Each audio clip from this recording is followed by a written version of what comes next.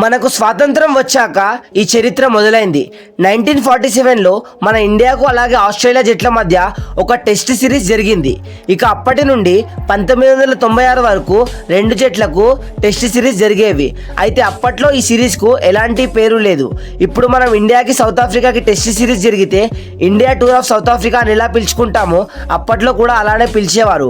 అప్పట్లో మాత్రం ఆస్ట్రేలియా వాళ్ళు మన దేశంపై దండయాత్ర చేసేవారు, మనం బాగా డామినేట్ చేసేవారు. ఆ టైం స్పాన్లో 12 సిరీస్లు జరిగితే మన ఇండియా మాత్రం కేవలం ఒకే ఒక్క సిరీస్ గెలిచారు.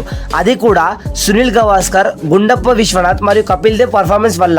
ఇక 12 సిరీస్లలో 7 కంగారులు గెలిచారు, 3 డ్రాగా ముగిశాయి. అయితే 1996 తర్వాత ఈ సిరీస్ చాలా పాపులర్ అయింది.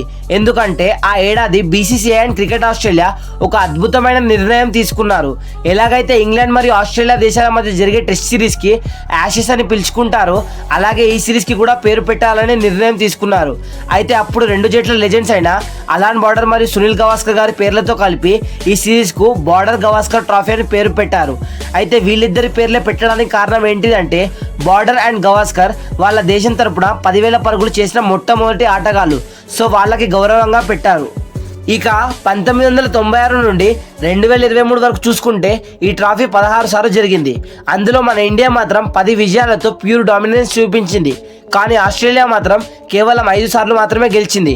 ఇక ఒక సిరీస్ మాత్రం డ్రాగా ముగిసింది. ఇక 1996 నుండి ఆస్ట్రేలియా మీద ఇండియా విధ్వంసం చేస్తుంది.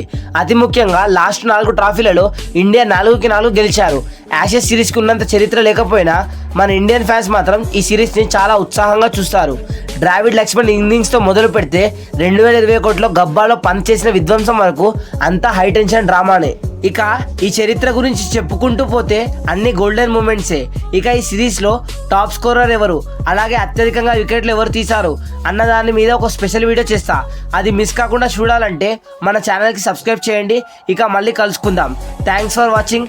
ఇట్లు మీ టైమ్స్ ఆఫ్ క్రికెట్.